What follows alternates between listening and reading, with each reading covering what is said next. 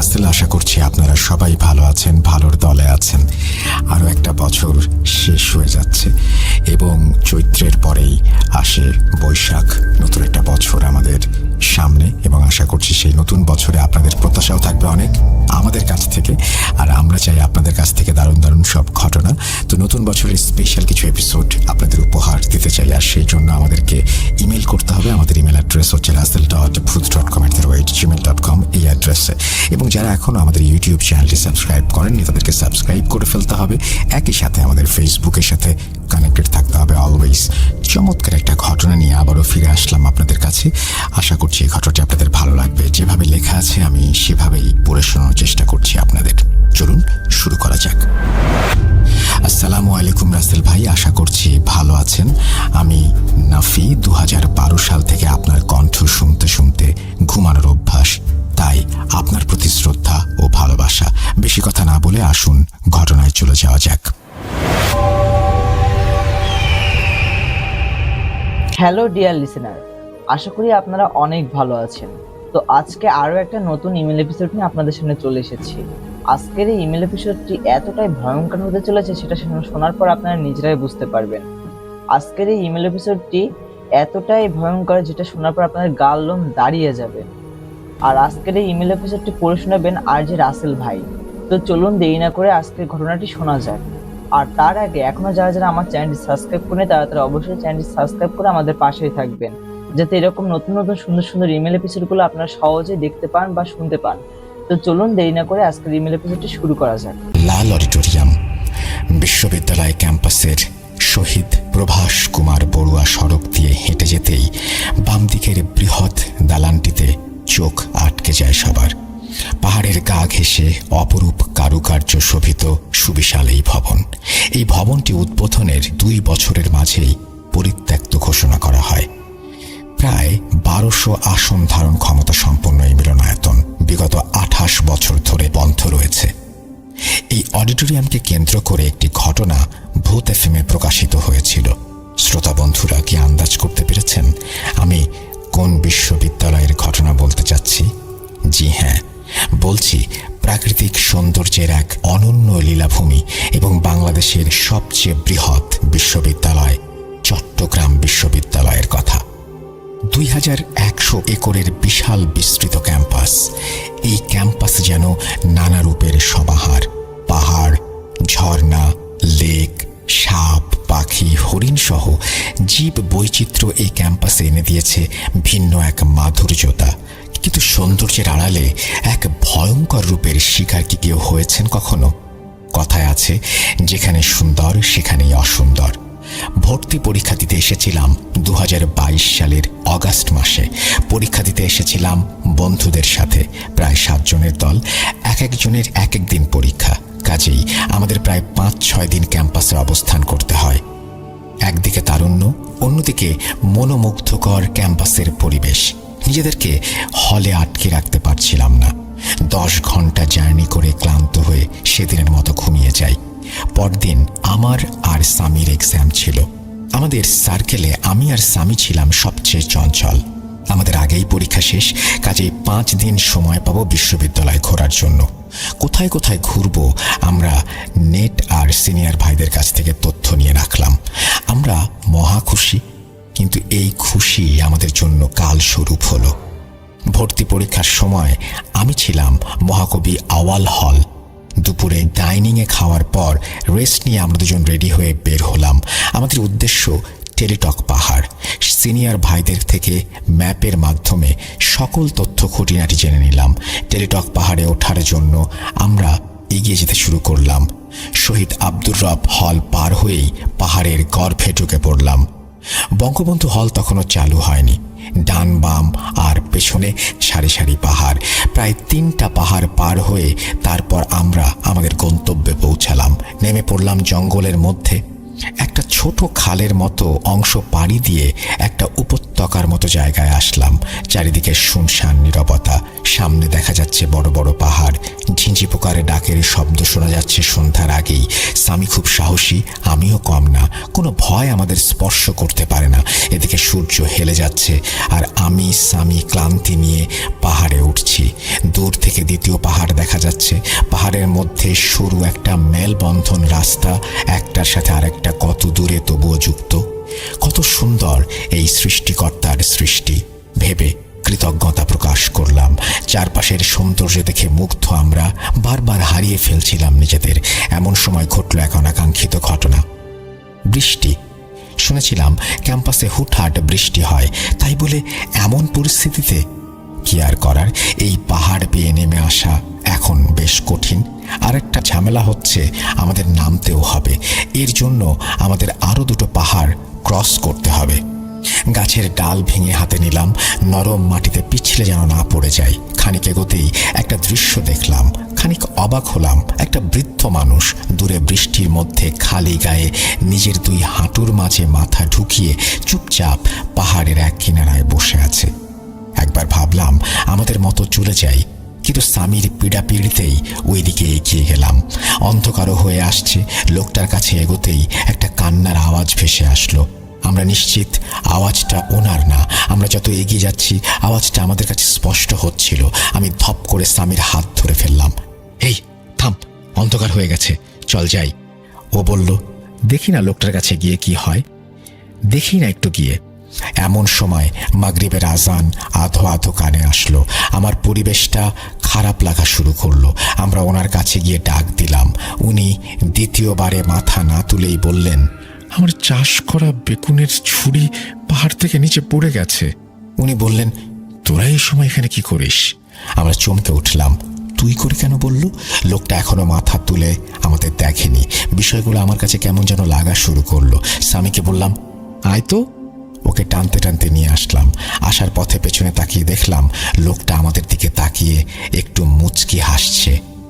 বিশ্বাস করেন রাসেল ভাই, আমার আত্মাটা তখন কেঁপে উঠল। এত বিশ্রী হাসি আমি জীবনে দেখিনি। বৃষ্টি ততক্ষণে থেমে গেছে। কাঁপা কাঁপা অস্থির মন নিয়ে আমরা একটু সামনে আসতেই একটা দৃশ্য আমাদের পায়ের নিচ থেকে মাটি সরে যাবার মতো অবস্থা করে দিল। যে মানুষটাকে আমরা তখন দেখলাম, 5 মিনিটের পথ এসে দেখি অন্ধকারে একটা পেয়ারা বা এমন ধরনের কোনো গাছের ওপর ওই মানুষটি বসা, আমাদের দিকে তাকিয়ে মুচকি হাসছে। আমার মস্তিষ্ক বিকৃতির মতো অবস্থা। একটা পাহাড় সামনে, স্যান্ডেল ফেলে আমরা সোজা দৌড় দিলাম সেই দিকে। লোকটা আমাদের দিকে পেয়ারা ছুড়ে দিচ্ছে আর উদ্যমভাবে হাসছে। আমরা দৌড়াচ্ছি। আমাদের সামনে সরু একটা ঝাড়ের ঝাড়, ঝাড়ের মধ্য দিয়ে আমরা দৌড়াচ্ছি। আমাদের পা চলছে না। স্বামী আমার সামনে, আমার চোখে পানি। স্বামীর হার্টের সমস্যা। আমাদের শরীরের বিভিন্ন জায়গায় কেটে গেছে, চামড়া ছিলে যাচ্ছে বিভিন্ন খড়ের মতো খসখসে গাছের পাতার আঘাতে। সামনে টেলিটক পাহাড় আর টাওয়ার দেখা যাচ্ছে। আমরা দৌড়াতে দৌড়াতে ওখানে এসে পিছু তাকিয়ে দেখলাম, না, কিছু নেই।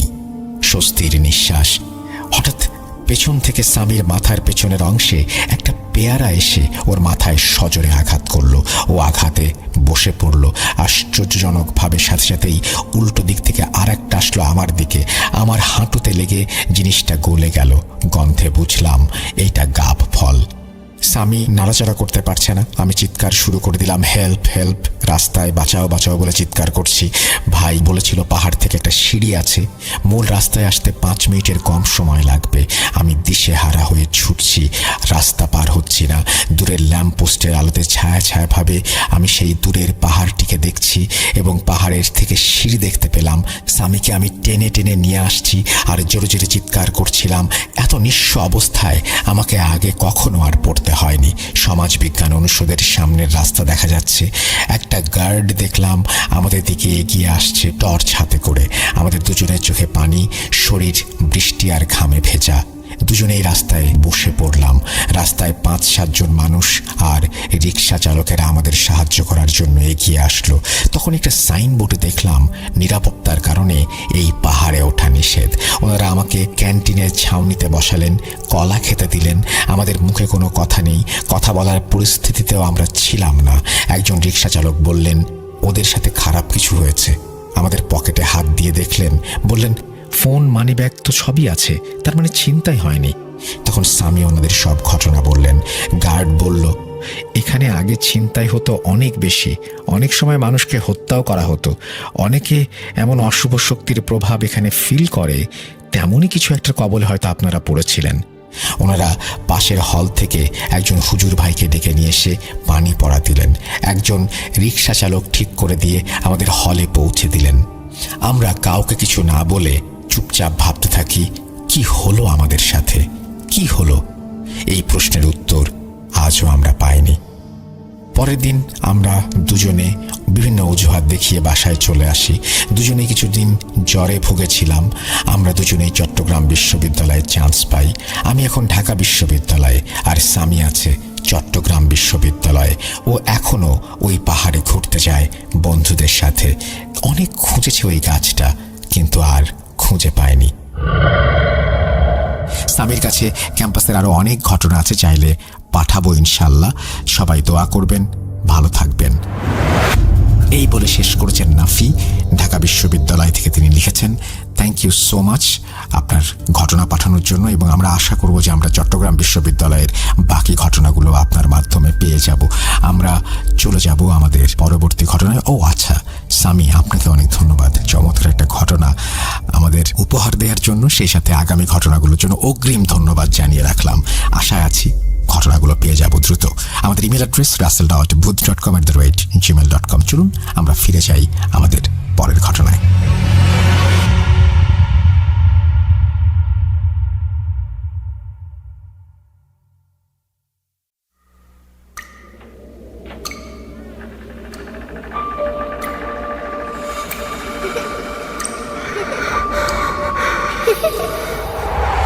লুকোচুরি খেলবে? লুকোচুরি তুমি লুকাও, আমি ঠিকই তোমাকে খুঁজে পাবো।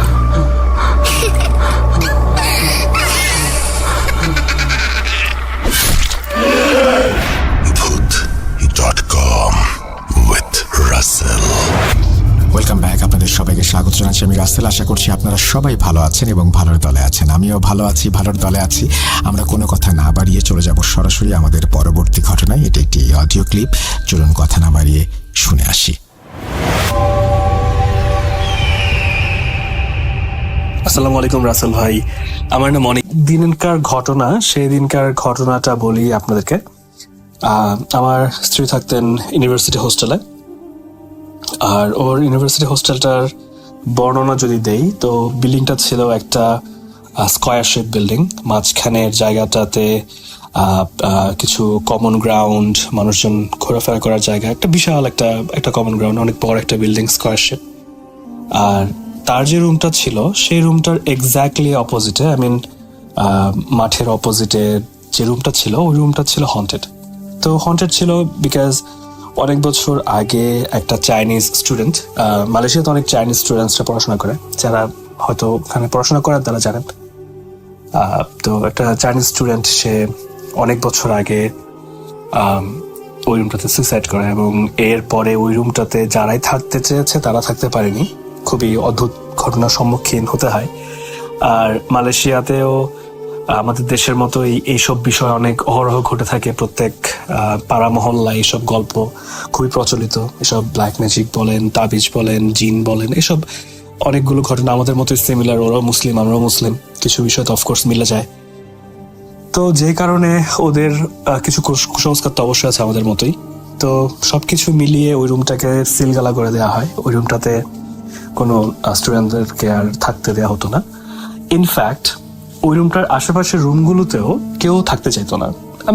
মেক সেন্স করে যে আমি চাইবো না যে আমি এমন একটা রুমের পাশের রুমে থাকি যে রুমটাতে রাতের বেলা কেউ একজন নিজেকে ফ্যানের সাথে ঝুলিয়ে দিয়েছে। সো খুবই একটা ভয়ের ব্যাপার হবে থাকাটা।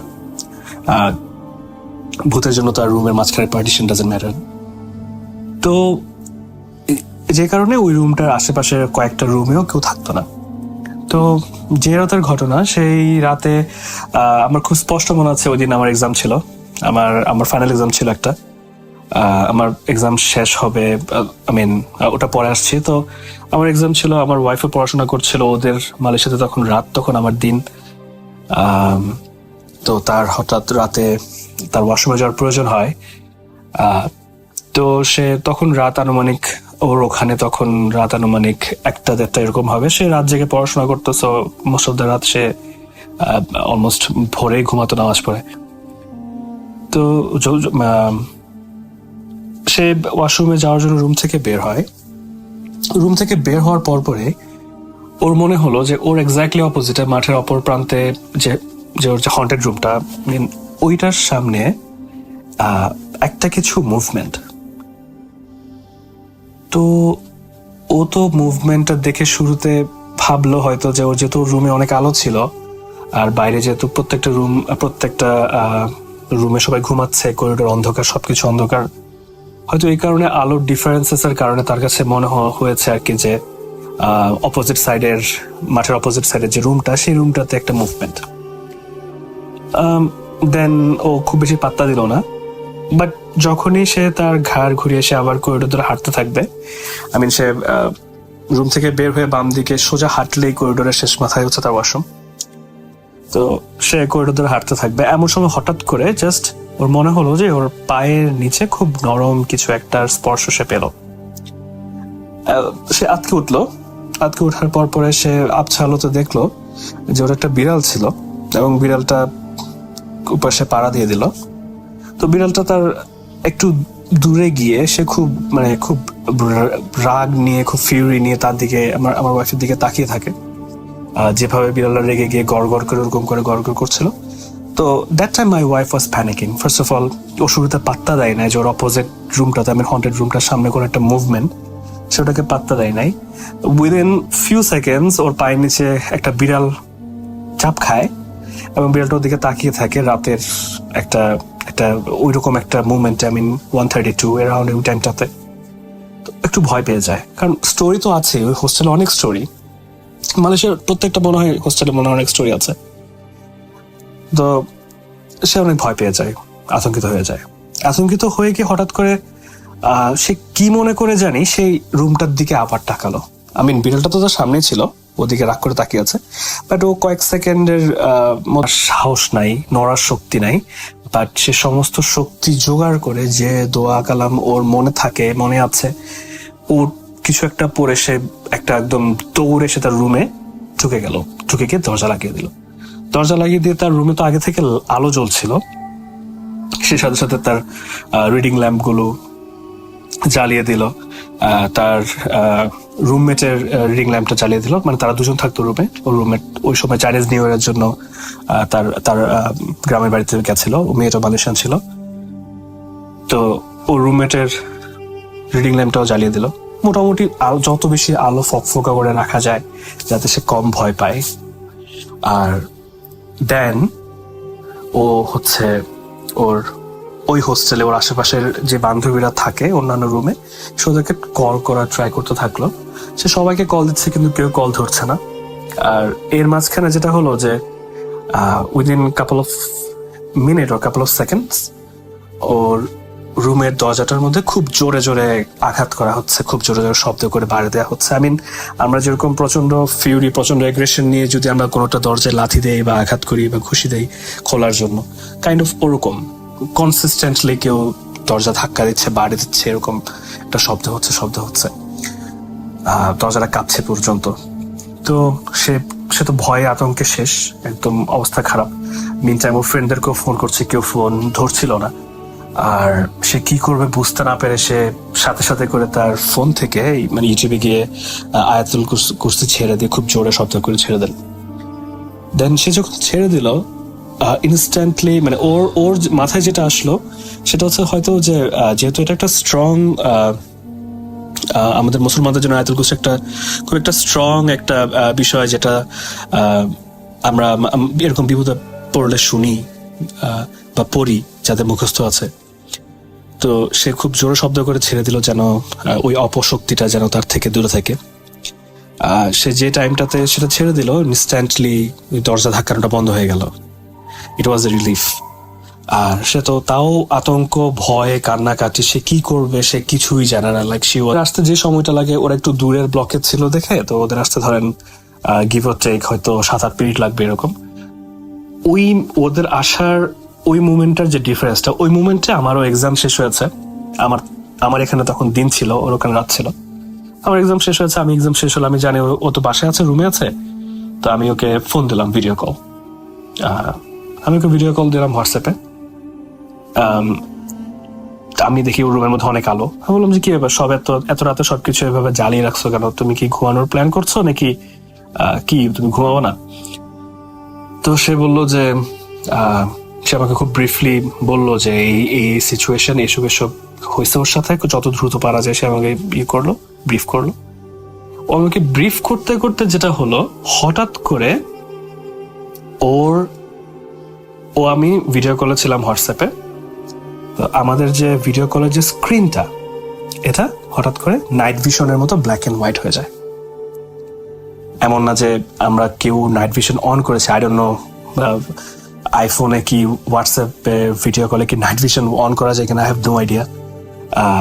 আমি করি নাই ইন্টেনশনালি, ওর তো করার প্রশ্নই আসে না। কিন্তু অল অফ এ সাডেন আমাদের ভিডিও কলের স্ক্রিনটা ব্ল্যাক এন্ড হোয়াইট হয়ে যায়। আমি তাকে ব্ল্যাক এন্ড হোয়াইট দেখছি ফোনে, সে আমাকে ব্ল্যাক এন্ড হোয়াইট দেখছে ফোনে। ইনফ্যাক্ট আমি যখন এই কথাটা বলছি, I can easily recall the same time, same situation. Every time I recall that, I get the same old goosebump. এটা একটা দৃশ্য ছিল আমার জন্য। দেন ও তো আরো বেশি ভয় পেয়ে যায়। ও চিৎকার করছে যে তুমি কেন সাদা কালো হয়ে গেলা, তুমি কেন সাদা কালো হয়ে গেলা, আমার ফোনে ঢুকে গেছে এটা, আমার ফোনে ঢুকে গেছে এটা, এসব বলে সে চিৎকার করছে। আমি বললাম যে কাম ডাউন, কিছু একটা হয়েছে, হয়তো একটা গ্লিচ, হয়তো ফোনের সমস্যা, কোনো না কিছু একটা হয়েছে, তুই প্যানিক করার কিছু নাই, কাম ডাউন। আমি ওকে সব কথা বলছিলাম, because at the same time I was also terrified. আমি কেন টেরিফাইড ছিলাম? কারণ আমার এখানে দিনের বেলা সাদা কালো হওয়ার কোনো প্রশ্নই আসে না, নাইট ভিশন অন হওয়ার কোনো কারণই নেই, বা আমি নিজে ইন্টেনশনালি করে নেই, সেও করে নাই। আর তার চাইতে বড় কথা, তার বান্ধবীর রুমে, ওই রুমটাও ওর কাছে ফ্যামিলিয়ার মনে হচ্ছে না। ওইখানে কোনো বেডস নাই, ওখানে কোনো লোকজন নাই, কিচ্ছু। যে হোস্টেল সুপারভাইজার থাকেন তিনি অনেক ধার্মিক একজন মানুষ, সবসময় মালয়েশিয়ানরা নর্মালি এমনি ধার্মিক হয়, আমাদের দেশের মানুষের মতোই। তো উনি এসে তো ওর কানে কানে অনেকগুলো দোয়া সূরা পড়তে থাকলেন। পড়তে একটা সময়ে আমার ওয়াইফের জ্ঞান ফিরে আসে, এবং জ্ঞান ফিরে আসার পরে সে পরে আমাকে যেটা বললো যে ও শুধু একটা লাইন ওর মনে হয়েছে যে সে তার ঘুমের মধ্যে কেউ তাকে বললো যে আউযুবিল্লাহি মিনাশ শাইতানির রাজিম, এবং এটা শোনার পরে সে ঘুম থেকে উঠেছে। কিন্তু ওই হোস্টেল সুপারভাইজার নাকি অনেকক্ষণ ধরে 20-30 মিনিট ধরে নাকি সব দোয়া পড়েই যাচ্ছে। ওকে এবার ধাক্কা দিচ্ছে, মাথায় হাত বোলাচ্ছে, তুলে দিচ্ছে, কিন্তু সে উঠছে না, এই অবস্থা। তো বাট ও পরে যেটা বললো যে ওই একটা লাইন তার মাথার মধ্যে ঘুরছিল, দেন ওর মনে হলো যে সে উঠে যেতে হবে, দেন সে উঠে গেল। তো এই ঘটনা এতটাই ট্রমা তাকে দিয়েছিল যে সে অনেকদিন পর্যন্ত প্রত্যেকটা ঘটনা আমি যেভাবে গুছিয়ে বললাম সেভাবে গুছিয়ে মনে পর্যন্ত করতে পারছিল না। অনেকদিন সময় লেগেছে তাকে ওখান থেকে রিকভার করতে, ওই মেন্টাল স্টেট থেকে রিকভার করতে। তার ওই দিনই তার বাবা আসেন, এসে তাকে বাংলাদেশে নিয়ে যান। নিয়ে গিয়ে তাকে সাইকিয়াট্রিক দেখানো হয়, হুজুর দেখানো হয়, অনেক কিছু করা হয়, অনেক প্রসেস থেকে। ও অনেকদিন নাইটমেয়ার, ও সারা রাত ঘুমাতো না ভয়ে, সারাক্ষণ রুমে লাইট জ্বালিয়ে রাখতো, তার আশেপাশে মানুষজন থাকতে হতো। খুব একটা খুব ট্রমাটাইজড একটা সিচুয়েশনে সে অনেক দিন ছিল। আর ফ্যামিলি সাপোর্ট তো ছিল অফকোর্স, কিন্তু তার অনেক দিন লেগেছে ওই ট্রমাটার থেকে রিকভার করতে। অনেক কাউন্সেলিং এর প্রয়োজন হয়েছে, আমাদের রিলিজিয়াস টিচারদের কাছে অনেকবার যাওয়া আসা করতে হয়েছে, আমাদেরকে সাইকিয়াট্রিকদের কাছে যাওয়া আসা করতে হয়েছে, কম্বিনেশন করতে হয়েছে সবকিছু। আলহামদুলিল্লাহ একটা সময় সে রিকভার করে, এবং আলহামদুলিল্লাহ এখন সে অনেক ভালো আছে। আলহামদুলিল্লাহ এরপর থেকে আর ও কোনো ধরনের সিচুয়েশনই ফেস করে নাই, কোনো কিছুই ফেস করে নাই। কিন্তু যতবারই ওই মুভমেন্টগুলো, এখন আমরা যখন গল্প করে মুভমেন্টগুলো মাঝে মাঝে বন্ধুদেরকে ডিনার টেবিলে শেয়ার করি বা ফ্যামিলি মেম্বারদের সাথে শেয়ার করি, কথাগুলো বলি, আমাদের এখনো মানে আমি তো ওরটা জানি না, ওরটাও বলতে পারবে, কিন্তু আমার ওই দৃশ্যের মধ্যে আমার স্মৃতিগুলো আটকে আছে। যে আমি একটা স্ক্রিনের দিকে তাকিয়ে আছি, ভিডিও কল, এবং আমি দেখতে পাচ্ছি সাদা কালো একটা ইমেজ আমার ওয়াইফের, এবং তার চোখগুলো প্রচন্ড লাল। তো এই হচ্ছে আমার প্রথম ঘটনা আপনাকে পাঠানো। আশা করি ভালো লেগেছে। যদি ভালো লেগে না থাকে আমি ক্ষমা প্রার্থী। আমার কাছে কোনো স্ক্রিপ্ট ছিল না, আমি খুব বেশি ভেবেচিন্তে গল্প বলা শুরু করছি এরকম না। আমার মনে হয়েছে যে যেহেতু আমার অভিজ্ঞতা থেকে বলা, সো খুব বেশি কঠিন হবে না, কিন্তু মনে হচ্ছে একটা অ্যারেঞ্জমেন্টের মধ্যে এভাবে বলাটা একটা বিশাল একটা টাফ ব্যাপার। যারা খুব সুন্দর গুছিয়ে গল্প বলতে পারেন তাদেরকে আমার পক্ষ থেকে সাধুবাদ। এটা একটা হিউজ একটা স্কিল, যেটা আমি আজকে মনে হয়েছে আমার মধ্যে একদমই নেই। সো আমার ভুল ত্রুটি ক্ষমা সুন্দর দৃষ্টিতে দেখবেন। সবাই ভালো থাকবেন, সবাই বিপদের সময় আল্লাহকে স্মরণ করবেন। আসসালামু আলাইকুম।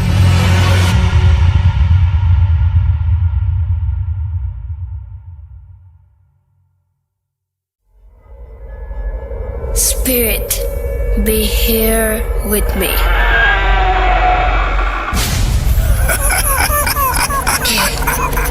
কে তুমি?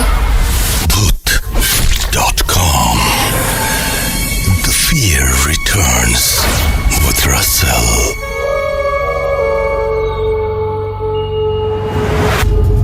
Welcome back. আপনাদের সবাইকে স্বাগত জানাচ্ছি, আমি রাসেল। আশা করছি আপনারা সবাই ভালো আছেন, ভালোর দলে আছেন। আমিও ভালো আছি, ভালোর দলে আছি, এবং এই ঘটনাটি আপনাদের ভালো লাগবে, কারণ এই ঘটনাটি পাঠিয়েছেন সিফাত আলম। তিনি খুব চমৎকার ঘটনা পাঠান, সবসময় তার ঘটনাগুলো একটু অন্যরকমই হয়। চলুন কথা না বাড়িয়ে শুরু করা যাক। আসসালামু আলাইকুম রাসেল ভাইয়া ও প্রিয় লিসেনার্স, আশা করছি আপনারা সবাই আল্লাহর রহমতে অনেক ভালো আছেন এবং সুস্থ আছেন। আমি মোহাম্মদ সিফাত আলম, লিখছি চট্টগ্রাম থেকে। আজ আমি আপনাদের সাথে যে ঘটনাটি শেয়ার করব তা আমার পরিচিত এক আপু আমার সাথে শেয়ার করেছেন। ঘটনাটি মূলত আপুর বান্ধবীর সাথে ঘটা। আপুর বান্ধবীর নাম মরিয়ম। আমি ঘটনাটি মরিয়ম আপুর ভাষাতেই উপস্থাপন করছি। ঘটনায় যাবার আগে রাসেল ভাইয়ের কাছে অনুরোধ, ঘটনার ভেতরের ভুল ত্রুটিগুলো ক্ষমা সুন্দর দৃষ্টিতে দেখবেন। চলে যাচ্ছি মরিয়ম আপুর ঘটনায়।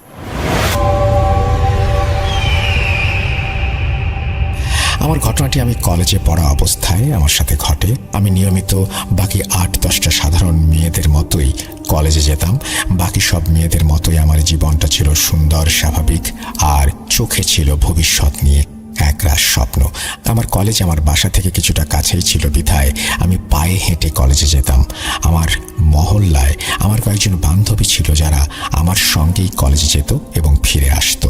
প্রতিদিনের মতোই একদিন আমরা কলেজ থেকে ক্লাস শেষ করে বাসায় ফিরছি।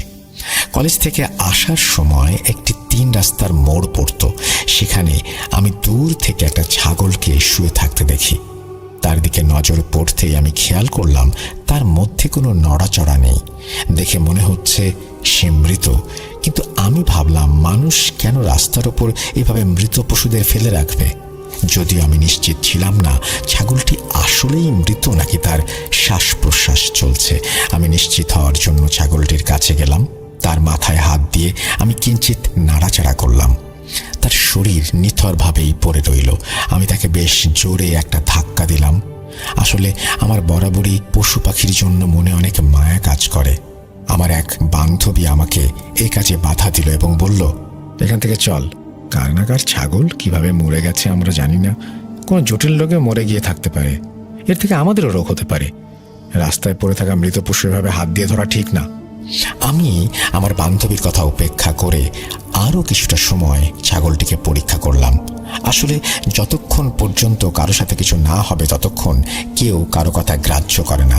আমার ক্ষেত্রেও এর ব্যতিক্রম হলো না। আমি নিশ্চিত হওয়ার পর ছাগলটাকে সাইডে ফেলে দিয়ে বাড়ি চলে এলাম। সেদিন রাত 12টা-1টা হবে। সারাদিনের ধকল ছেড়ে ফেলবার জন্য আমি বেশ প্রশান্তিতে ঘুমাচ্ছিলাম। হঠাৎ করেই মনে হলো আমাদের বাসার গলি থেকে অনেকগুলো ছাগলের আওয়াজ আসছে। মনে হচ্ছে যেন অনেকগুলো ছাগল একসাথে ডাকছে। আমি অবাক হয়ে ভাবলাম আমাদের গলিতে হুট করে এত ছাগল আসবে কোত্থেকে। পরে চিন্তা করলাম হয়তো আশেপাশের বাড়ির কোনো ছাগল তারা কিনে নিয়ে এসেছে, তারাই আওয়াজ করছে। 7-5 না ভেবে আমি আবার ঘুমিয়ে পড়লাম, কিন্তু সারা রাত আমার ঘুম হলো না। বিরক্ত হয়ে আমি কানের ওপর বালিশ দিয়ে কোনো রকমের রাতটা পার করলাম। সকালে যখন ঘুম ভাঙল তখন আমার শরীর কেন জানি না একটা অস্বস্তিতে ভরে গেছে। আমার গা বেশ গরম ছিল এবং মনে হচ্ছিল আমার জ্বর এসেছে। আমি সেদিন আর কলেজে গেলাম না। আম্মু আমাকে আরাম করতে বললেন। আমি এখানে কিছু তথ্য দিতে চাই যা হয়তো আমার ঘটনার শুরুতে দেওয়া উচিত ছিল। আমার পরিবার বলতে আমার মা আর আমি। বাবার সাথে মায়ের ডিভোর্স হয়ে গেছে এই ঘটনার প্রায় 2 বছর আগে। আমার বাবা দ্বিতীয় বিয়ে করেন এবং তিনি তার দ্বিতীয় স্ত্রীর সাথে অন্য শহরে থাকেন। যাই হোক, দুপুরে খাবার খেয়ে আমি টিভি রুমে বসে টিভি দেখতে লাগলাম। হঠাৎ করেই আবার আমি সেই ছাগলের আওয়াজ শুনতে পেলাম। বাড়িতে তখন আমি একা। আমার মা একজন কলেজ শিক্ষিকা, তিনি আমার জন্য খাবার রান্না করেই কলেজে চলে গিয়েছেন। কাউকে এই আওয়াজের ব্যাপারে জিজ্ঞাসা করব তার কোনো উপায় নেই। আমি কান পেতে শুনতে চেষ্টা করলাম এই শব্দ কোথা থেকে আসছে। শব্দগুলো অনুসরণ করে কিছু দূর যাবার পর আমার মনে হলো এই শব্দ আমাদের বাড়ির পেছন দিক থেকে আসছে। আমি পেছনের গলিতে গিয়ে শব্দটা কোথা থেকে আসছে তা বোঝার চেষ্টা করলাম, কিন্তু অবাক করা ব্যাপার হচ্ছে আমার কানে এই শব্দটা আসছিল না। তবু আমি কিছুক্ষণ অপেক্ষা করে শব্দটা শোনার চেষ্টা করছিলাম। ভাবছিলাম হয়তো শব্দটা পাশের বাড়ি থেকে আসছে, কিন্তু যখন আমি বাইরে গিয়ে শব্দের উৎস খোঁজার চেষ্টা করলাম তখন শব্দটা বেমালুম গায়েব হয়ে গেল। কিছুক্ষণ দাঁড়িয়ে থেকে আমি মনে মনে ভাবলাম হয়তো আমি ভুল শুনেছি। আমি আবার ভেতরে এসে নিজের মতো টিভি দেখতে লাগলাম। হঠাৎ আমার খেয়াল হলো রান্নাঘরে কেউ একজন আছে, কারণ রান্নাঘর থেকে থালা বাসনের ঠন ঠন আওয়াজ আসছিল। আমি বেশ চিন্তায় পড়ে গেলাম। ভাবলাম আম্মু তো রান্না করে কলেজে গেছেন, বাসায় আমি আর আম্মু ছাড়া আর কেউ নেই, তাহলে রান্নাঘরে কে হতে পারে? ধীরে ধীরে থালা বাসনের আওয়াজ বাড়তে লাগলো। দিনের বেলায়ও ভয়ে আমার অবস্থা খারাপ হয়ে যাচ্ছিল। আমি ভীত অবস্থায় রান্নাঘরের দিকে এগোতে লাগলাম, কিন্তু সেখানে পৌঁছে আমি কাউকে দেখতে পেলাম না। এভাবে সারাটা সময় অদ্ভুত সব ঘটনা ঘটে চলেছিল আমার সাথে, আর আমি এসবের মধ্যে কোনো মানেই খুঁজে পাচ্ছিলাম না। কি হচ্ছে কিছু বুঝতে পারছিলাম না। দেখতে দেখতে বেলা গড়িয়ে দুপুর হয়ে গেল। দুপুরের দিকে আমার গায়ে জ্বর এলো। বিকেলের দিকে আম্মু বাসায় ফিরে এলেন। আমার অবস্থা দেখে তিনি ডাক্তার ডেকে আনলেন। ডাক্তার আসতে আসতে সন্ধ্যা হয়ে গেল। ডাক্তার এসে কিছুটা সময় আমার অবস্থা পর্যবেক্ষণ করে আমাকে ওষুধ দিলেন। এদিকে আমি এভাবে অসুস্থ হয়ে পড়ে রয়েছি, আর অন্যদিকে 5 দিন পর আমার ফাইনাল পরীক্ষা শুরু হতে যাচ্ছে। পরীক্ষার আগের এক রাতের কথা। পরীক্ষার প্রস্তুতি নিচ্ছি। তখন রাত 8-9টার মতো বাজে। পড়তে পড়তে আমার চোখ লেগে এসেছে। হঠাৎ আমার ঘরে কিছু একটা আওয়াজ শুনে আমার চোখ খুলে গেল। আমি কাঁচা ঘুম থেকে উঠে আমার পেছনের দিকে তাকালাম। আমি দেখলাম আমার পেছনে একজন মানুষ দাঁড়িয়ে আছে। একজন মানুষ যে আমার রুমের জানালার বাইরে এক দৃষ্টিতে তাকিয়ে আছে। তার চোখগুলো ছিল বেশ বড় বড়, তার মাথায় কোনো চুল ছিল না। তাকে দেখে আমি ভয়ে হাঁপাতে শুরু করলাম। আমার মুখ থেকে কোনো কথাই বের হচ্ছিল না, এবং আমি শুধু তার দিকেই মূর্তির মতো ঠাঁয় তাকিয়েছিলাম। কিছুক্ষণ পর হঠাৎ সে আমার সামনে থেকে গায়েব হয়ে গেল। আমার সামনে থেকে গায়েব হওয়া মাত্রই আমি যেন হুঁশ ফিরে পেলাম, এবং চেয়ার থেকে উঠে এক দৌড়ে আম্মুর রুমে চলে গেলাম। আম্মুর রুমে গিয়ে আমি আম্মুকে সব কিছু জানালাম, কিন্তু আমার কথা শুনে আম্মু উল্টো আমাকেই বকাঝকা করতে লাগলেন। আম্মু বললেন, তুমি সারাদিন টিভিতে সমস্ত ভূতের প্রোগ্রাম দেখো, এই জন্যই সেই একই জিনিস তোমার স্বপ্নে এসে তোমাকে ভয় দেখায়। আমি তাকে বললাম আমি আমার রুমে আসলেই একজন মানুষকে দেখেছি, কিন্তু আম্মু কিছুতেই আমার কথায় কর্ণপাত করলেন না। তিনি শুধু বললেন আমি নিশ্চয়ই কোনো দুঃস্বপ্ন দেখেছি।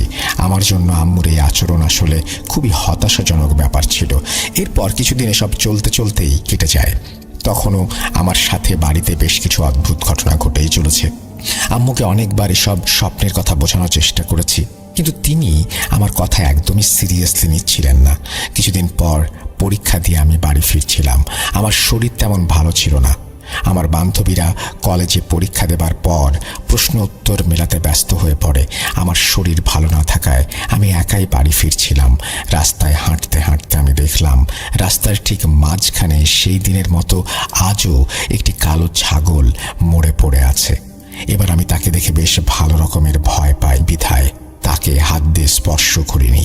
সে রাস্তা দিয়ে না গিয়ে আমি অন্য গলিতে ঢুকে পড়ি। সেখান দিয়ে আমার বাসা যাওয়া যায়। এই গলির ভেতর দিয়ে যাবার সময় আমি আরও ভয়ঙ্কর কিছু দেখি। আমি দেখি এক মহিলা মৃত অবস্থায় গলির এক কোণে পড়ে আছে। তাকে দেখে আমার প্রচণ্ড ভয় লাগে। আমি আমার জায়গায় দাঁড়িয়ে কাঁদতে শুরু করি। না, সেই কান্না শিশু বাচ্চাদের মতো ছিল না। আমি ভয়ে কান্না করছিলাম, কিন্তু আমার মুখ থেকে কোনো আওয়াজ বের হচ্ছিল না। আবার আমি সেই গলি দিয়ে না গিয়ে অন্য গলিতে ঢুকি। এইভাবে আমি 3টা গলি পার হলাম, কিন্তু প্রতি গলিতেই আমি সেই মহিলা নয়তো সেই মৃত ছাগলটিকে দেখতে পেলাম। আমি এরপর চোখ বন্ধ করে বাড়ির দিকে দৌড় লাগালাম। কতক্ষণ কিভাবে কোন দিকে দৌড়িয়েছি আমি জানি না। চোখ খুলে দেখি আমি বাড়িতে পৌঁছে গিয়েছি। আম্মু ভেতর থেকে আমাকে দেখে ভয় পেয়ে গেলেন এবং নামাজ বাদ দিয়ে তিনি দৌড়ে আমার দিকে এলেন। তিনি ভাবলেন হয়তো কোনো বদমাশ ছেলে আমার পেছনে লেগেছে, কেননা আমি বারবার পেছন ফিরে তাকাচ্ছিলাম। ভিতরে এসে আমি সোফায় শুয়ে পড়লাম। আম্মু আমাকে পানি এনে দিলেন এবং জিজ্ঞাসা করতে লাগলেন সব ঠিক আছে কিনা। তখন আমি আম্মুকে পুরো ঘটনা খুলে বললাম। আমার কথা এবার আর আম্মু ফেলতে পারলেন না। তিনি বিশ্বাস করলেন আসলেই হয়তো আমার সাথে খারাপ কিছু ঘটেছে। আমি মনে মনে আল্লাহর কাছে শুকরিয়া আদায় করলাম, কারণ আজ আম্মু কলেজ থেকে ছুটি নিয়েছিলেন এবং বাড়িতেই ছিলেন। কলেজ থেকে ফিরে না এলে সাধারণত আমাকে একাই থাকতে হয়। আজ আম্মু না থাকলে আমার কি হতো আল্লাহ জানে। আম্মুকে দেখেই আমার দেহে আমি প্রাণ ফিরে পেয়েছিলাম এবং আম্মু সোফায় আমার পাশে বসে আমার মাথায় হাত বুলিয়ে দিতে লাগলেন। আমি সেখানেই ঘুমিয়ে পড়লাম আর মারাত্মক এক বাজে স্বপ্ন দেখে চিৎকার দিয়ে ঘুম থেকে উঠলাম। আম্মু আমার পাশেই ছিলেন। আমি তাকে জড়িয়ে ধরে অনেকক্ষণ কাঁদলাম। আম্মু কি হয়েছে জিজ্ঞাসা করলে আমি আম্মুকে শুধু আমার স্বপ্নের কথা জানালাম। আমি দেখলাম আমার আশেপাশে অনেক মানুষ, যাদের শরীর তো মানুষের মতো কিন্তু মাথাটা ছাগলের। তারা সবাই আমার উপর আক্রমণ করতে আমার দিকে তেড়ে আসছে। আমার দিকে এগোতে এগোতে তাদের চেহারা আরও বিভৎস হয়ে যায়। তাদের গলা থেকে ক্রমাগত তাজা রক্ত বের হচ্ছিল। দেখে মনে হচ্ছিল কেউ তাদের মাথা কেটে সেলাই করে সেই স্থানে ছাগলের মাথা বসিয়ে দিয়েছে। আমি আম্মুকে স্বপ্নের কথা বলার পরও আবার কাঁদতে শুরু করলাম। আমি আম্মুকে অনুরোধ করেছিলাম, আম্মু আমাকে আল্লাহর ওয়াস্তে এই সমস্যা থেকে মুক্তি দাও। সেদিন রাতে আম্মু আমার রুমেই ঘুমালেন। পরদিন আমার পরীক্ষা ছিল। আমার শরীর ভালো ছিল না এবং আমি সেই কারণে পরীক্ষা দিতে পারিনি। আমাকে পরীক্ষায় অনুপস্থিত দেখে আমার কয়েকজন বান্ধবী আমাকে দেখতে এলো। আমার অবস্থা দেখে তারা জিজ্ঞেস করলো, কিরে মরিয়ম, তুই আজ পরীক্ষা দিতে এলি না যে? তোকে এরকম শুকনো শুকনো লাগছে কেন? কি হয়েছে? আমি তাদেরকে শুরু থেকে শেষ পর্যন্ত সবকিছু খুলে বললাম। আমার এক বান্ধবী দীর্ঘশ্বাস ছেড়ে বলল, তোকে আমি সেদিনই বলেছিলাম রাস্তায় পড়ে থাকা কোনো জিনিস হাত দিস না, স্পেশালি মৃত কোনো জানোয়ার। এই কথাটা তোকে আমি এমনি এমনি বলিনি। আমার এক চাচা 3 রাস্তার মোড়ে পড়ে থাকা একটা লেবু হাত দিয়ে ধরেছিলেন। এরপর থেকেই তিনি সবার থেকে আলাদা হতে শুরু করেন। তার জীবনটা যেন কোথায় গিয়ে আটকে যায়। শেষমেশ তিনি মারা যান। তাকে অনেক কবিরাজ, হুজুর, পীর ফকির দেখানো হয়েছিল, কিন্তু সবাই বলেছিল রাস্তায় সেই লেবুকেও জাদু করে রাখা হয়েছিল। সেই জাদুতে আমার চাচা আক্রান্ত হন এবং মারা যান। তার শরীরে খারাপ কিছুর অস্তিত্ব ছিল। আমি তার কাছে জানতে চাইলাম আসলে তার শরীরে কিসের উপস্থিতি ছিল। তখন আমার বান্ধবী বলল, শয়তান।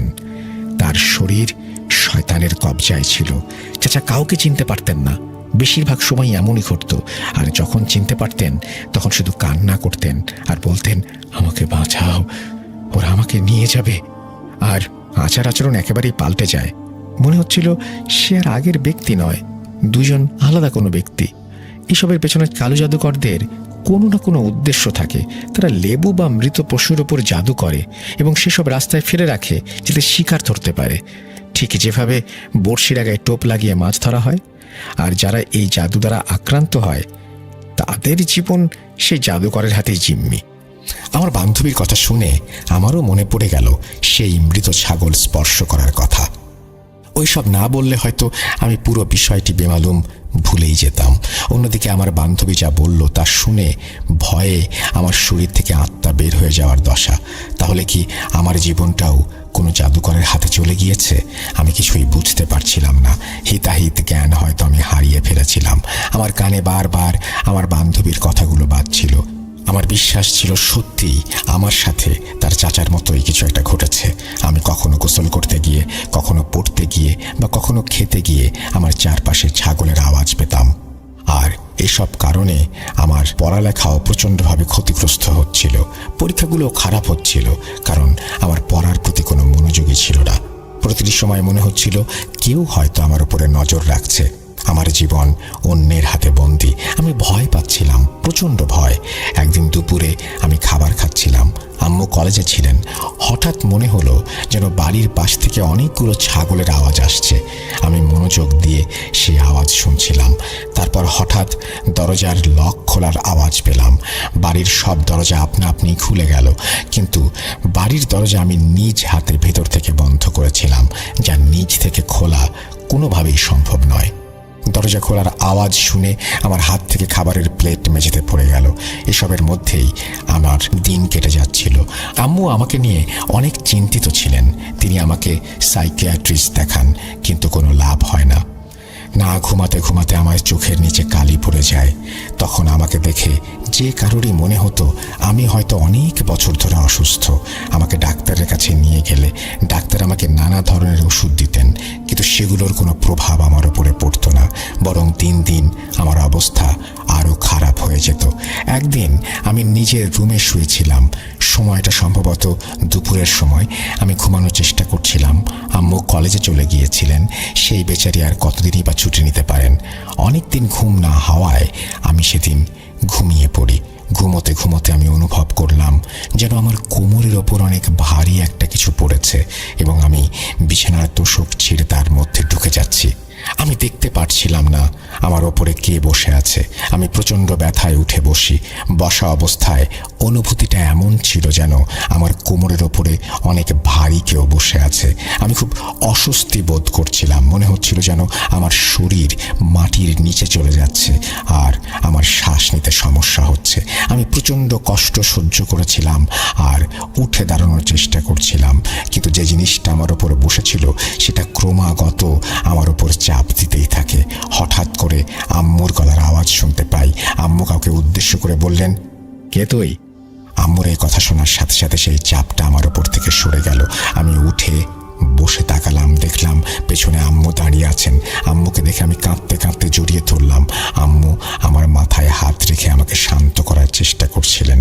আমি আম্মুর চেহারায় সে সময় ভয়ানক কিছু প্রত্যক্ষ করার পর কারো চেহারায় যে ভয়ের ছাপ পড়ে তা স্পষ্ট দেখেছি। আম্মুকে দেখে পরিষ্কার বোঝা যাচ্ছিল যেন তিনি খুবই অদ্ভুত একটি কিছু দেখেছেন, যার ব্যাপারে তার বিন্দুমাত্র কোনো ধারণাই নেই। আমি আম্মুর গলা ধরা অবস্থায় ক্রমাগত কাঁদছিলাম এবং বলছিলাম, আম্মু, কেউ আমার উপরে বসেছিল, সে আমাকে মারতে চায়। আমাকে বাঁচাও আম্মু, আমাকে বাঁচাও। আমার এই যন্ত্রণা আর সহ্য হচ্ছে না। আমার উপরে দয়া করো আম্মু, দয়া করো।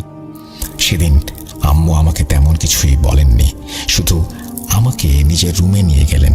তিনি আমার জন্য খুব চিন্তিত ছিলেন এবং আমার সমস্যা জানার জন্য নানা প্রকার প্রশ্ন করছিলেন।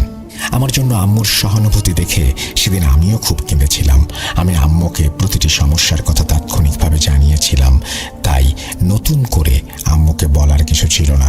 আম্মু আমাকে সান্ত্বনা দিলেন এবং বললেন তিনি কারো সাথে ব্যাপারে কথা বলবেন।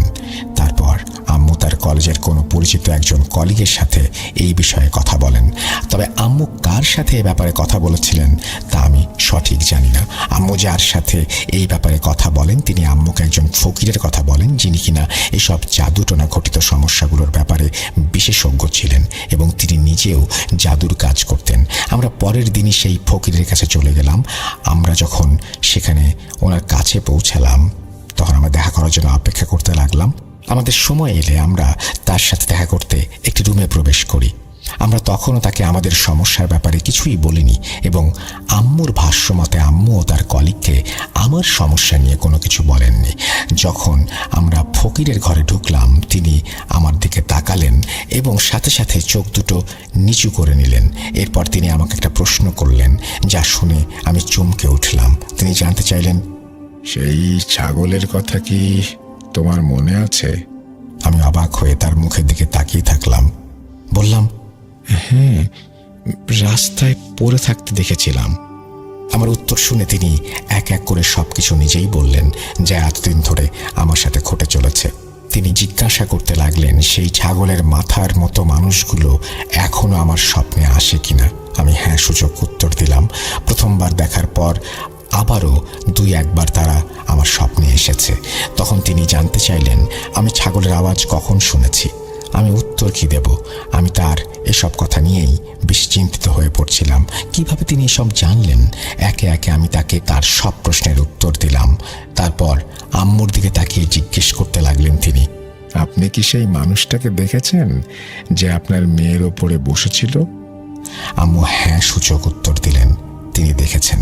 তিনি মায়ের কাছে জানতে চাইলেন, তার চেহারা কেমন ছিল? তখন মা বললেন তার মাথায় কোনো চুল ছিল না। আম্মু যখন ঘরে ঢুকছিলেন তখন তিনি তাকে আমার কোমরের ওপর বসে থাকতে দেখেছিলেন, এবং আম্মু যখন তাকে উদ্দেশ্য করে জিজ্ঞেস করেন তুই কে, তখন সে আম্মুর দিকে তাকিয়ে বিচ্ছিরিভাবে হা হা করে হেসে গায়েব হয়ে যায়। তার চোখ ছিল খুব বড়। আম্মুর মুখ থেকে তার চেহারার বর্ণনা শুনে আমি কাঁপতে লাগলাম, কারণ এটা সেই লোক যাকে আমি রাতের বেলায় পড়তে পড়তে দেখেছিলাম।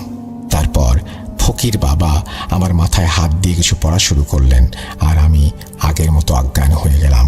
তার পরের কিছু আমার মনে নেই। পরের ঘটনা আমি আম্মুর ভাষায় বলছি। যখন ফকির বাবা তোমার মাথায় হাত দিয়ে দোয়া পড়া শুরু করছিলেন, তখন তোমার উপরে কেউ এসে ভর করে। তারপর সে ছাগলের মতো আওয়াজ করতে শুরু করে, কিন্তু তার আওয়াজ শুনে মনে হচ্ছিল এটি কোনো ছাগলের আওয়াজ নয়, বরং হাজার হাজার ছাগলের আওয়াজ কানে ভেসে আসছে। ফকির বাবা পড়া শেষ করে তোমার দিকে তাকিয়ে বললেন, তুই জানিস এই সময় তুই কোথায় বসে আছিস? ফকির বাবার কথা শুনে তুমি তৎক্ষণাৎ মাথা নামিয়ে ফেলো। ফকির বাবা ধমকের সুরে তোমার ভেতরে থাকা শয়তানকে বলে, তোর কাছে একটা প্রস্তাব আছে। যদি তুই এই মেয়ের কাছ থেকে না যেতে চাস তাহলে সেটা সম্ভব না। তুই জানিস আমি তোর কি হাল করতে পারি, আর যদি আমার গোলাম হয়ে থাকতে চাস তাহলে আমার কাছে চলে আয়, কিন্তু তুই লড়াইটা করার চেষ্টা করিস। তুই জানিস আমি তোর এবং তোর সেই মালিক জাদুকরের সাথে কি করতে পারি। ফকির বাবা এসব বলতে বলতে এই রুমের দরজা নিজেই খুলে দিলেন। মনে হচ্ছিল যেন কেউ বাইরে বেরিয়ে গেল। ফকির বাবা আবারও শয়তানকে হুমকি দিতে লাগলেন এবং তুমি শান্ত হতে শুরু করলে। আস্তে আস্তে তুমি জ্ঞান হারালে। পরে ফকির বাবা তোমাকে কিছু তাবিজ দিলেন আর পানি পরে তোমার মুখে ছেটালেন। তোমার জ্ঞান ফিরে এলে তিনি সেই পানি তোমাকে খাওয়ালেন। তখন তোমার শরীরের অবস্থা একটু ভালো হতে শুরু করেছে। ফকির বাবা তোমাকে জিজ্ঞেস করলেন তোমার কেমন অনুভব হচ্ছে। তুমি বললে তোমার ভেতর থেকে যেন সব কিছু বের হয়ে গিয়েছে, এখন তুমি ভালো বোধ করছো। এরপর ফকির বাবা আবার তোমার মাথায় হাত দিয়ে কিছু একটা পড়তে শুরু করলেন এবং শয়তানকে হাজির করলেন। সাথে সাথে কাউকে উদ্দেশ্য করে বললেন, এটাকে বন্দি করো। আমি অবাক হলাম, কারণ রুমে তুমি আর আমি আর ফকির বাবা ছাড়া কেউ নেই। তাহলে তিনি কাকে এই কথা বলছেন বন্দি করার জন্য? ফকির বাবা এই কথা বলার সাথে সাথেই রুমে যেন কালবৈশাখী ঝড় বইতে শুরু করলো। কিছুক্ষণ এভাবেই চলল, তারপর সব শান্ত। আপনার মেয়ের ওপরে যে শয়তান ছিল তাকে আমি বন্দি করে ফেলেছি।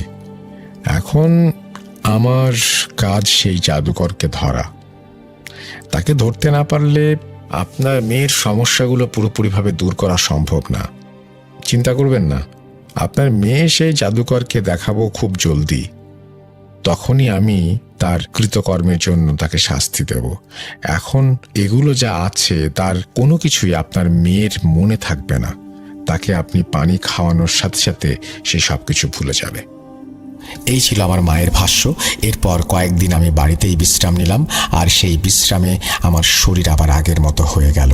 সব সমস্যা যেন কেটে যেতে শুরু করলো, কিন্তু আমি তখনও স্বপ্নে সেই ছাগলমুখী মানুষগুলোকে দেখতাম।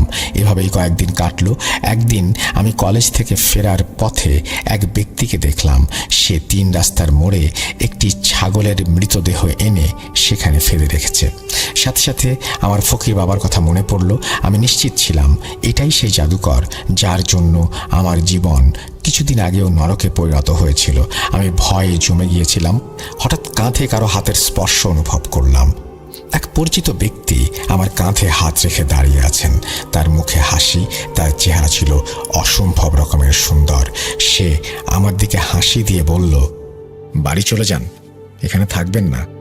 আজ থেকে আপনার সব সমস্যার সমাধান হয়ে যাবে ইনশাল্লাহ। তিনি এই কথা বলার পর আমি আর পেছন ফিরে তাকাইনি, বাড়িতে সরাসরি চলে আসি। এরপর থেকে আমি এ ধরনের আর কোনো স্বপ্ন দেখিনি, এবং আমার সাথে এরপর থেকে এই ধরনের কোনো সমস্যাও আর ঘটেনি। এখন আল্লাহর রহমতে অনেক ভালো আছি। আমার জন্য সবাই দোয়া করবেন। আল্লাহ হাফিজ। এই বলে মরিয়াম আপু তার ঘটনা শেষ করেন। প্রিয় লিসেনার্স, এই ছিল আমার আজকের পাঠানো ঘটনা। ফিরে আসবো আবার নতুন কোনো এপিসোড নিয়ে। সেই পর্যন্ত সবাই ভালো থাকুন, সুস্থ থাকুন। মোস্ট ইম্পর্টেন্টলি ভূত.com এর সাথে থাকুন। আল্লাহ হাফেজ।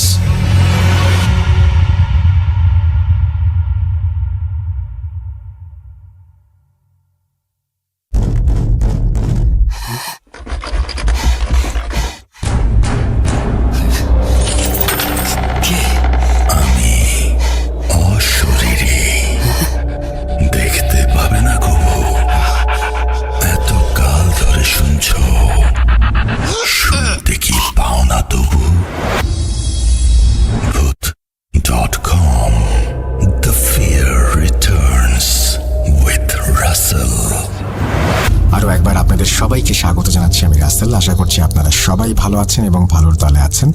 আমিও ভালো আছি, ভালোর দলে আছি। এবং আমরা সত্যি কথা বলতে যেটা ঈদের উৎসব ফুরিয়ে গেছে, কিন্তু আমেজটা রয়ে গেছে এবং সেই সাথে বৈশাখ আসছে আমাদের বর্ষপঞ্জিতে। সুতরাং যেটা করতে হবে সেটা হচ্ছে বৈশাখের প্ল্যানগুলো আপনাদের যদি কোনো কিছু থাকে সেটা আমাদেরকে জানাবেন। আর আমি যেটা করবো এখন আপনাদের একটা ঘটনা শোনাবো। সেই ঘটনাটি অবশ্যই একটি অডিও ক্লিপ। চলুন কথা না বাড়িয়ে শুনে আসি অডিও ক্লিপটি। আসসালামু আলাইকুম রাসেল ভাই।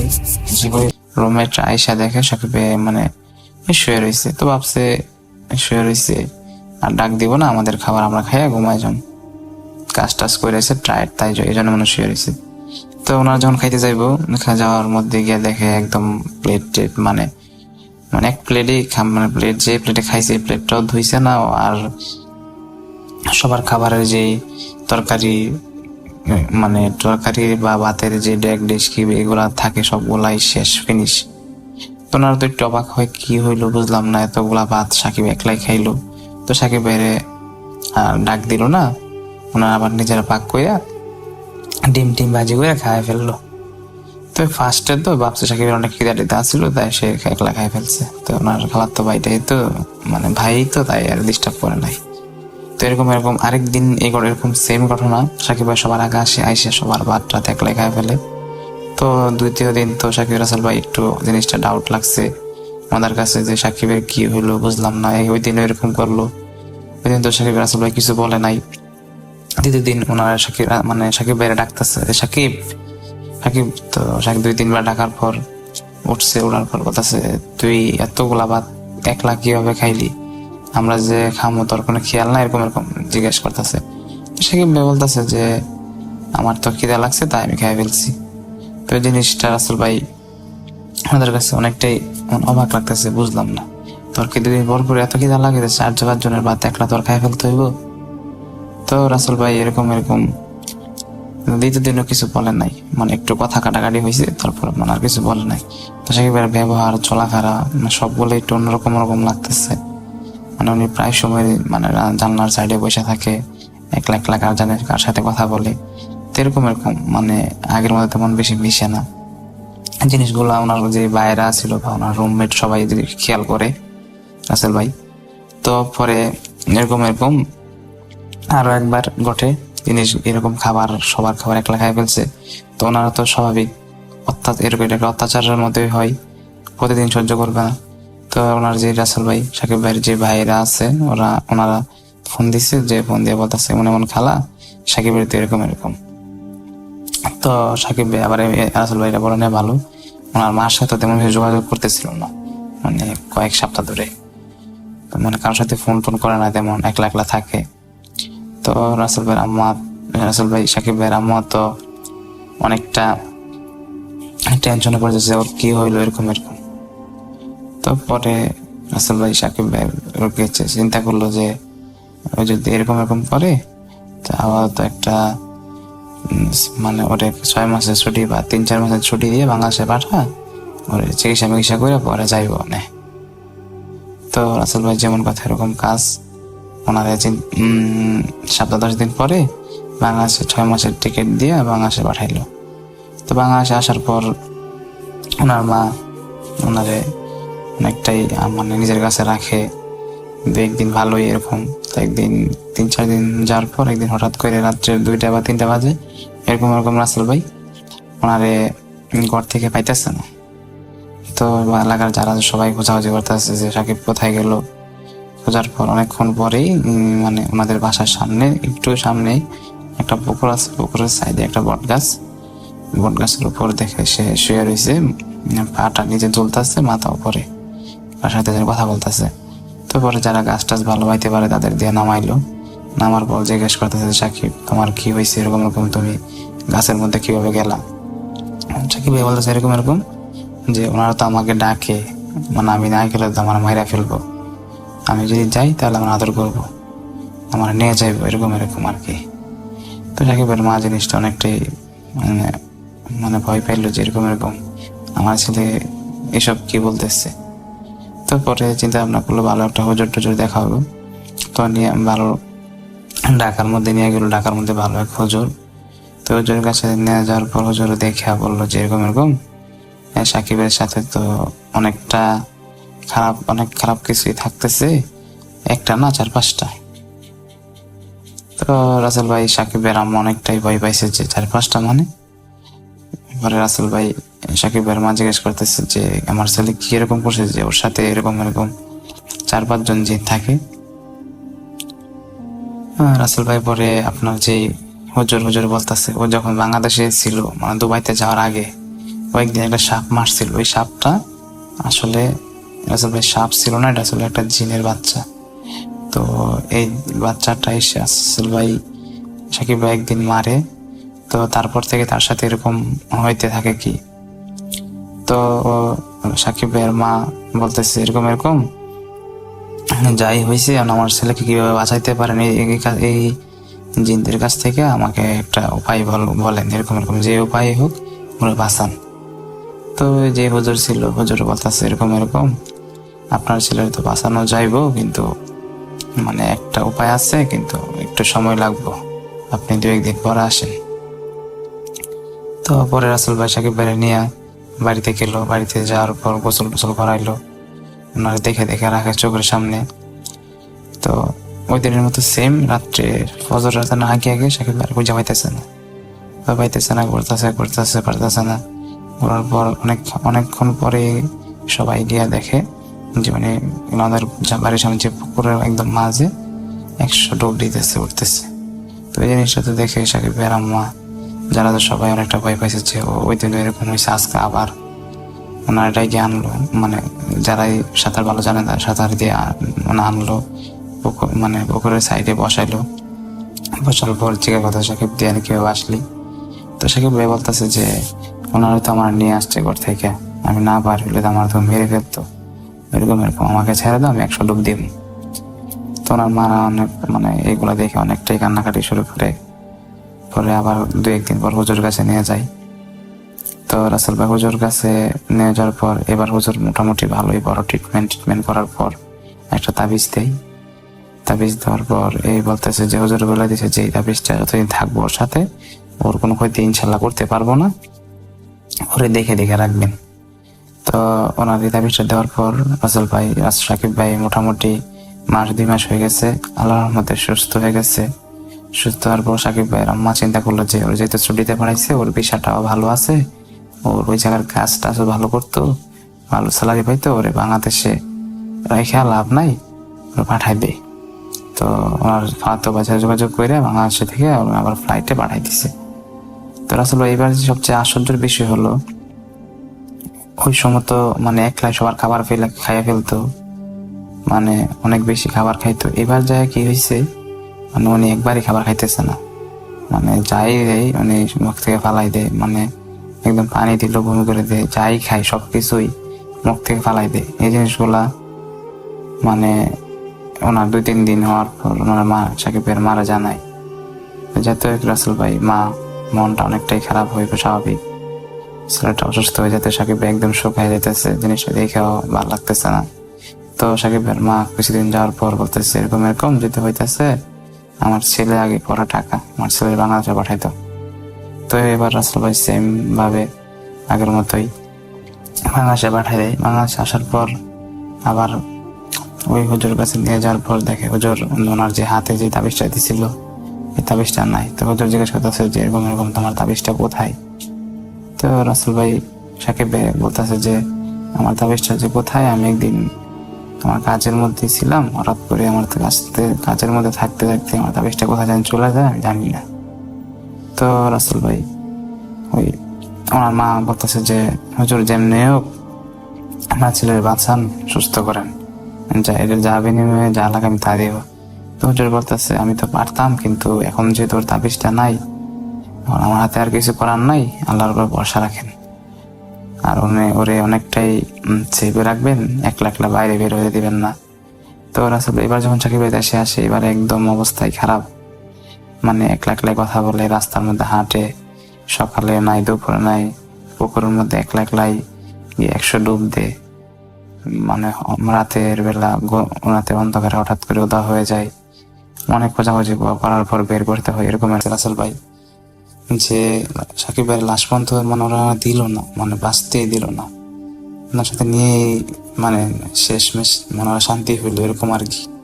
তো রাসেল ভাই অবাক করার বিষয় হলো যে ডিএনএ টেস্টের পর মানে মানে পোস্টমর্টমের পর জানতে পারলো যে এরকম মানে ওনার হাতের ছাপই ওনার মানে গলার মধ্যে ওনার মানে যে জিনগুলো আছে মানে ওনার ভিতরেই ভর করে ওনার নিজের হাতে মানে গলা টিপে মারছে। এটা আসলে অনেকটা খারাপ লাগার জিনিস। মানে ওনার জন্য দোয়া করবেন, যাতে আমার বাইরে সবার কাছে দোয়া চাই যেন জান্নাতবাসী করে। রাসেল ভাই এটা বলে আমার ঘটনাটা আমি শেষ করলাম। যদি ভালো লাগে প্লে করবেন, আমার কাছে আরো অনেক ঘটনা আছে আমি শেয়ার করবো ইনশাল্লাহ। ভালো থাকবেন রাসেল ভাই, ভালো থাকবেন লিসেনার। wood.com দীর্ঘজীবী হোক।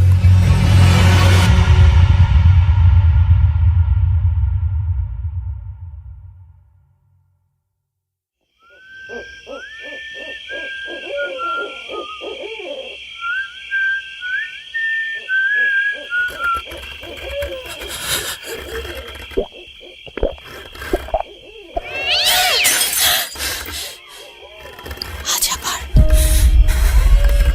শুনতে পাচ্ছেন শব্দটা? আমার আয়নার ভিতরে রোজ এভাবেই আসে।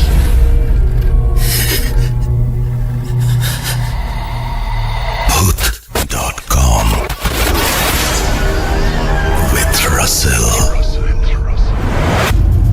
আরও একবার আপনাদের সবাইকে স্বাগত জানাচ্ছি। আমি রাসেল। আশা করছি আপনারা সবাই ভালো আছেন, ভালোর দলে আছেন।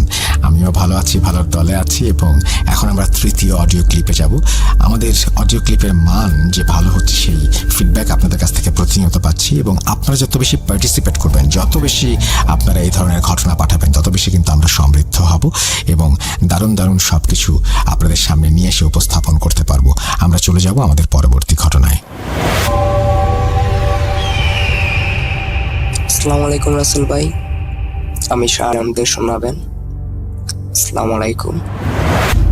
হ্যালো ডিয়ার লিসেনার, আশা করি আজকের ইমেলটি আপনাদের অনেক ভালো লেগেছে। আর এরকম নতুন নতুন ইমেল এপিসোডগুলো পাওয়ার জন্য অবশ্যই চ্যানেলটি সাবস্ক্রাইব করে আমাদের পাশে থাকতে হবে। তো আজকের মতন এই পর্যন্ত। সবাইকে অনেক অনেক ধন্যবাদ।